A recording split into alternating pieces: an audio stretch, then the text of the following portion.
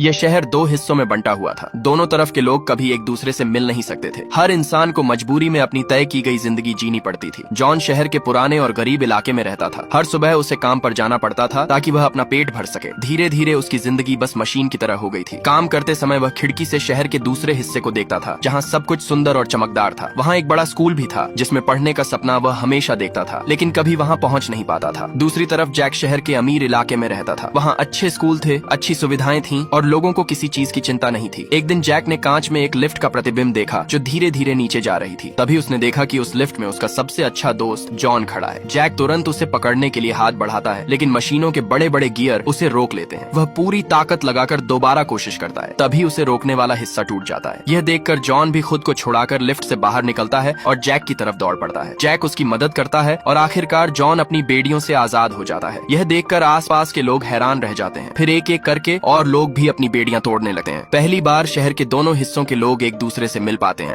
एक सैनिक अपने कुत्ते के साथ आर्मी बेस पहुंचा। कुत्ते को देखते ही एक अफसर गुस्से में बोला, "ये कुत्ता किसका है?" सैनिक घबराकर बोला कि यह कुत्ता मेरा है और तुरंत सलाम ठोक दिया। तभी कुत्ते ने भी उसकी नकल करते हुए सलाम ठोक दिया। यह देखकर अफसर हैरान रह गया। वह पहले उन्हें सजा देने वाला था, लेकिन कुत्ते की समझदारी और मासूमियत देखकर मुस्कुराया और उसे वहीं रहने की इजाजत दे दी। कुछ ही दिनों में कुत्ता सैनिकों के साथ ट्रेनिंग लेने लगा। उसने मार्च करना सीखा, बिल्कुल बिना हिले डुले खड़े रहना सीखा। वह 5 किलोमीटर तक बिना रुके दौड़ता और कांटेदार तारों के नीचे से रेंग कर निकल जाता। गोलियों और धमाकों से भी वह बिल्कुल नहीं डरता था। फायरिंग खत्म होने के बाद वह टारगेट पेपर उठाकर सैनिकों के पास ले आता ताकि वे अपना निशाना देख सके। एक दिन अफसर कुत्ते की तारीफ कर ही रहा था कि तभी खबर मिली कि हालात बहुत गंभीर हो गए हैं। कुत्ता अपने मालिक के साथ सीधे जंग के मैदान में पहुंच गया। चारों तरफ धुआं और खतरा था, लेकिन वह जरा भी नहीं घबराया। उसने इसे खुद को साबित करने का मौका समझा। रात में वह खाना चुराने आए चूहों को भगा देता था। जंग के मैदान में वह अपनी तेज सूंघने की ताकत से जमीन के नीचे दबे सैनिकों को ढूंढ निकालता था। अगले दिन वह अपने मालिक और टीम के साथ एक गुप्त मिशन पर गया। वहां उन्हें पता चला कि दुश्मन अचानक हमला करने वाले हैं। जब वे पीछे हटने की कोशिश कर रहे थे, तभी उनके सामने एक दुश्मन सैनिक आ गया। उसी समय कुत्ते ने अपने मालिक को जमीन पर गिरा दिया और उसकी जान बच गई, क्योंकि गोली उसके ऊपर से निकल गई। अब उनके पास सिर्फ एक ही उम्मीद बची थी। कुत्ते को यह खबर जल्द से जल्द कैंप तक पहुंचानी थी। मालिक ने उसे गैस मास्क दिखाया और कुत्ता तुरंत समझ गया, लेकिन तब तक जहरीली गैस फैल चुकी थी। कुत्ता पूरी ताकत से दौड़ता हुआ कैंप पहुंचा